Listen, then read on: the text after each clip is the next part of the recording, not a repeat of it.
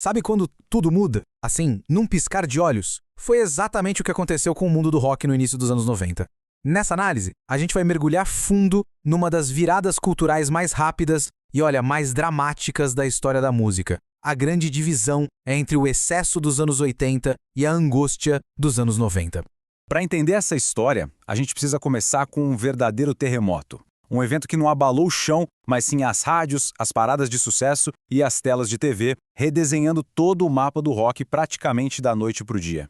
Foi em 1991. Nesse ano, o rock, como todo mundo conhecia, mudou, para sempre.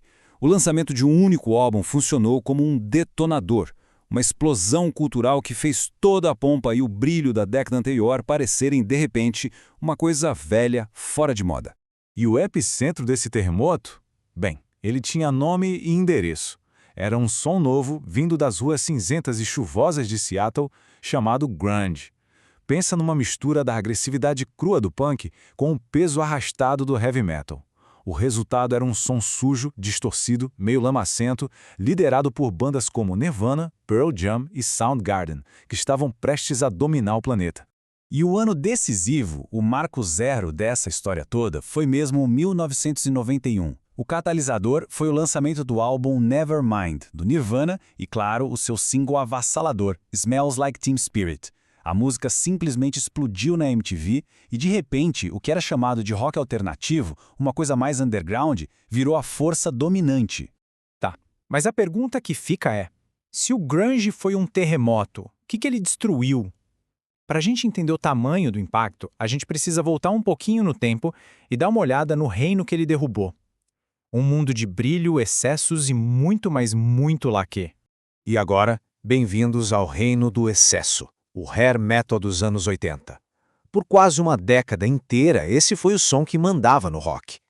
Era um espetáculo total, construído para ser comercial e com uma estética que gritava, mais alto, mais brilhante, mais exagerado.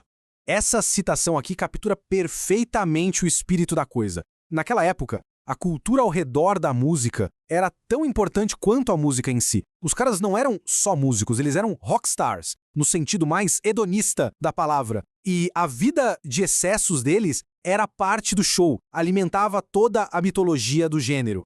E a imagem, nossa, a imagem era tudo. A estética do excesso era a lei. Cabelos gigantescos armados com spray, maquiagem pesada, roupas super coloridas e chamativas. Era spandex, couro, renda, uma aparência meio andrógena, glamurosa, que era simplesmente perfeita para a era da MTV. O visual era impossível de ignorar. Então, qual era a fórmula musical? Bom, o som misturava refrões super pop, que grudavam na cabeça, com solos de guitarra absurdamente técnicos e, claro, as famosas power ballads, aquelas baladas românticas e poderosas. Os temas: festa, liberdade, romance e uma rebeldia, digamos, mais divertida. O objetivo final era bem claro: criar hinos para tocar sem parar no rádio e lotar estádios. E então, lá das cinzas de tanto excesso, surgiu a rebelião. A cena de Seattle nasceu como uma reação direta, um contraponto poderoso contra tudo que era polido, fabricado e comercial demais.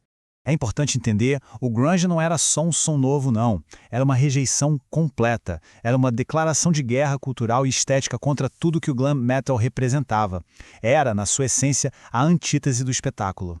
E como era essa antimoda do grunge? No lugar do spandex, camisas de flanela bem largas. No lugar do couro colorido, jeans rasgado e surrado.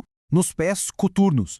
Era uma aparência desalinhada, desgrenhada mesmo, e essa estética não foi pensada por um estilista. Ela nasceu da necessidade, da praticidade dos brechós e refletia as raízes da classe trabalhadora de Seattle. Se a gente for analisar uma música grunge, o som era cru, cheio de guitarras distorcidas e com uma dinâmica de volume que ia do sussurro pro grito no instante. E os temas eram um retrato daquela época. Alienação, apatia, desilusão. O objetivo não era fugir da realidade, mas sim expressar a emoção nua e crua e o humor pessimista da chamada Geração X, os jovens daquele tempo. Colocando um do lado do outro, o contraste fica gritante, né? Na moda, o brilho do spandex contra a simplicidade da flanela. Na imagem, o rockstar super glamuroso contra o anti-herói que parecia nem querer estar ali. No espírito da coisa, o espetáculo para fugir da realidade contra a busca por uma autenticidade totalmente crua. Era uma verdadeira guerra cultural travada nos palcos e nos armários.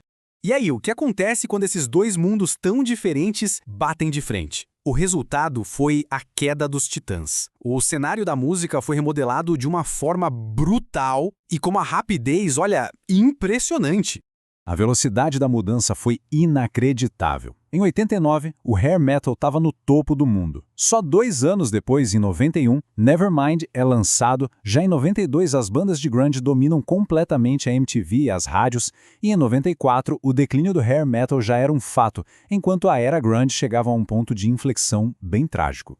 E os números não mentem, a virada foi dramática. Se em 1989 o hair metal era dono de quase todo o rock popular, em 1993 o jogo virou completamente, com o grunge e o alternativo tomando a maior parte do mercado. O que era do underground virou, ironicamente, o novo mainstream.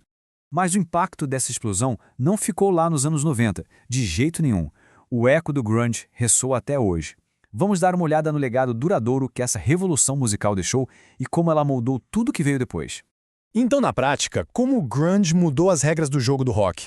Primeiro, ele fez da autenticidade a nova moeda de valor, a medida de credibilidade de um artista. Segundo, fez o alternativo deixar de ser um nicho para virar o novo normal. Terceiro, abriu as portas para outros gêneros que também exploravam a angústia, como o pop punk e o nu metal. E o mais importante, ele consolidou essa eterna batalha da música entre o espetáculo comercial e a expressão artística mais crua.